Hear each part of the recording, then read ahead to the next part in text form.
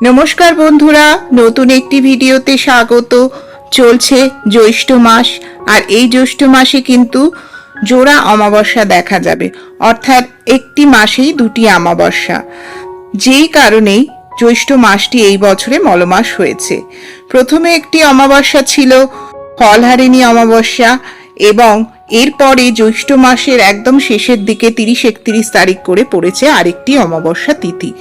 চলুন এখন জেনে নিই এই ভিডিওতে জ্যৈষ্ঠ মাস অর্থাৎ মল মাসের শেষ অমাবস্যা তিথি কবে পড়েছে, এর সঠিক দিন ক্ষণ সময়, এবং গঙ্গা স্নানের সময়, ব্রত উপবাসের সময়, নিশি যাপনের সময় ও অমৃত যোগের সময়। চলুন শুরু করা যাক ভিডিওটি। জ্যৈষ্ঠ মাসের শেষ অমাবস্যা তিথি অর্থাৎ মল অমাবস্যা তিথি শুরু হচ্ছে 30শে জ্যৈষ্ঠ 14ই জুন রবিবার সকাল 11টা 33 থেকে, এবং এই অমাবস্যা তিথি শেষ হচ্ছে 31শে জ্যৈষ্ঠ 15ই জুন সোমবার সকাল 9টা 5 অর্থাৎ এই পরিস্থিতিতে অমাবস্যার নিশি পালন আগের দিন থাকছে, অর্থাৎ 30শে জ্যৈষ্ঠ 14ই জুন রবিবার। আর উদয়া তিথি অনুসারে অমাবস্যার ব্রত উপবাস ও পূজাপাঠ রয়েছে 31শে জ্যৈষ্ঠ 15ই জুন সোমবার।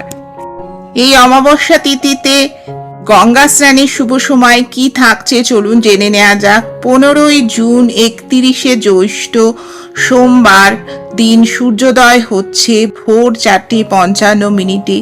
এই সময় থেকে সকাল 6টার মধ্যে আপনারা অবশ্যই গঙ্গা স্নান করে নেবেন।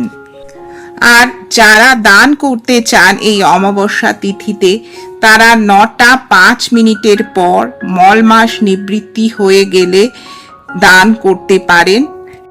এই দিনে অমৃত যোগের যে সময়গুলি রয়েছে সেগুলি স্ক্রিনে আমি দিয়ে দিয়েছি শ্রী শ্রী বেণী মাধব শীলের পঞ্জিকা অনুসারে।